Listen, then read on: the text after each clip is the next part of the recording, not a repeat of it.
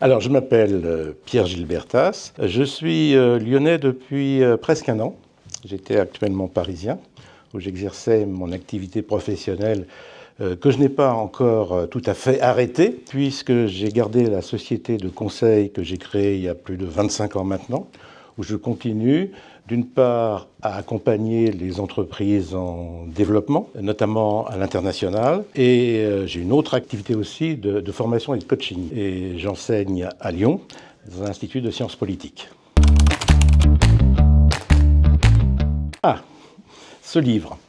Alors, au départ, je n'avais pas l'intention d'écrire, et encore moins de publier un ouvrage. Il se trouve qu'avec l'âge, je fais partie de ce qu'on appelle les boomers. J'ai vécu une expérience extraordinaire quand je suis rentré dans le monde des adultes, c'est-à-dire après mes études.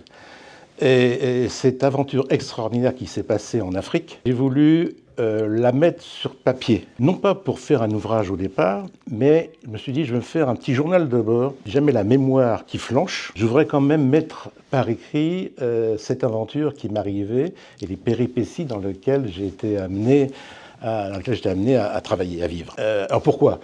D'abord pour moi, et ensuite pour transmettre à mes enfants, et surtout mes petits-enfants qui sont encore tout petits maintenant, mais j'ai un jour, plutôt que de leur parler de cette aventure, je préfère laisser un écrit, que si je ne suis plus là, il pourrait y accéder. Donc au départ, c'était vraiment pour moi et pour mes proches. Et puis, comme j'aime bien écrire, je me suis pris au jeu. Donc, d'un journal de bord ou d'un reporting, j'en ai fait un roman. Alors, roman, ça veut dire quoi ? Ça veut dire que les faits qui ont inspiré cet ouvrage sont vraiment réels. Donc, c'est un roman de fiction, mais la fiction, c'est 20% de l'ouvrage. Cette partie fiction, ça m'a permis de changer la chronologie de tel ou tel événement, de donner une autre dimension à tel ou tel personnage, pour que ce soit plus fluide et plus intéressant pour le lecteur. Mais sinon, 80% de ce qui a été dit, raconté et écrit sont vraiment basés sur des faits réels. Alors, comme je vous l'ai dit, autour de moi, j'ai eu des parents qui, à la fin de leur vie, ont perdu un petit peu leur tête. Maladie d'Alzheimer ou proche. Et ça m'a beaucoup marqué. Et je me suis dit, ces parents avaient sans doute quelque chose à me dire en plus que je n'ai pas demandé.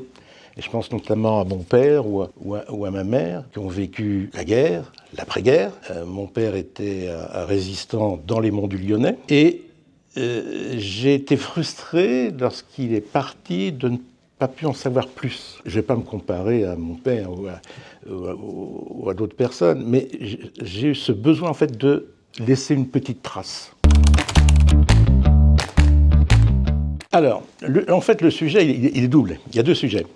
Il y a à la fois comment, et je remets dans le contexte de l'époque, je sortais de l'école de commerce, j'avais 24 ans et je suis parti en coopération en Afrique. Et c'était au moment de ce qu'on appelait la France-Afrique, où la France avait un précaré qui était les États et les pays issus de la colonisation. Précaré parce que l'influence de la France était importante d'un point de vue économique, d'un point de vue diplomatique et d'un point de vue politique. Et donc, était comme certains d'entre nous, j'ai été appelé à collaborer de façon officieuse pour les services de l'État. Malgré moi, d'où le titre de l'ouvrage, « Homme de l'ombre malgré lui », j'étais approché à l'insu de mon plein gré, on va dire, dès que j'étais sorti du monde estudiantin pour partir en coopération avec une mission bien précise. Vous en saurez plus en lisant l'ouvrage, je ne vais pas tout dévoiler. Mais c'était une période politique assez particulière. C'était la fin des indépendances, c'était la post-colonisation avec une empreinte très forte du pouvoir dans ces États-là, dans les États africains. Alors ça, c'est la première raison. La deuxième raison, pourquoi avoir écrit, je reprends votre question, pourquoi avoir écrit cet ouvrage, c'était aussi, pour moi, le passage du monde post-ado à celui dans le monde des adultes, et d'une façon assez violente. Alors, pas violente physiquement, mais très rapide. J'étais projeté du jour au lendemain dans le monde des adultes. Alors que jusqu'à présent, j'avais 23, 24 ans. J'étais plutôt, moi, issu d'une famille petite bourgeoise versaillaise, cocooné par mes parents avec une adolescence sans histoire. Et là, je me suis retrouvé dans des situations complètement iconoclastes. Et ça m'a mûri, je dirais, en très peu de temps. Je suis devenu un homme mature en un temps très court. Et ça m'a façonné mon caractère et même ma vie professionnelle pour les années futures. Et j'en voulus en être le témoin. Ah, quel message! D'abord, à qui s'adresse ce livre? Alors, ce livre s'adresse déjà à ceux de ma génération, qui ont connu cette période dans les années 70, 80, 90, qu'on appelait la post-colonisation, la France-Afrique. Donc, ils verront, en fait, ils retrouveront ce qui a été l'actualité de l'époque, pour se remettre pour ceux qui s'y intéressaient à l'époque, qui ont vécu ces instants-là. Alors ça, c'est pour les anciennes générations. Mais je dirais, il y en a de moins en moins maintenant. En revanche, ça peut très bien intéresser les jeunes générations, les beaucoup plus jeunes, qui sont passionnés par la politique et la géopolitique, savoir comment a évolué le monde et comment a évolué la politique de la France depuis la post-colonisation jusqu'à aujourd'hui. Alors, moi, j'ai voulu être un témoin. Donc, ce qu'ils retiennent, à part, je dirais, les faits historiques pour leur culture générale, la vie, elle n'est pas linéaire. La vie, elle est faite de haut, de bas. Et surtout, quand on est jeune, quand on rentre dans la vie active, ce qui est important, c'est de savoir saisir les opportunités. S'il y a un message un peu global, ce serait celui-là.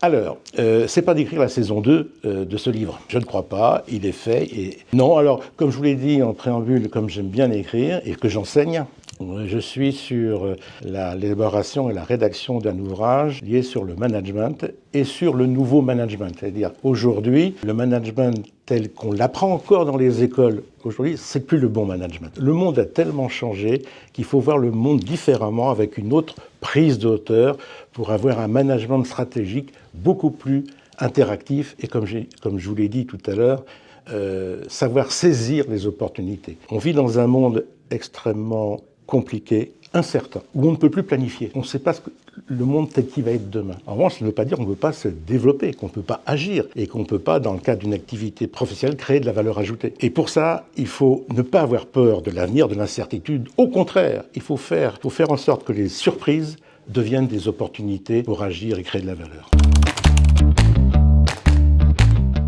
Bonne lecture.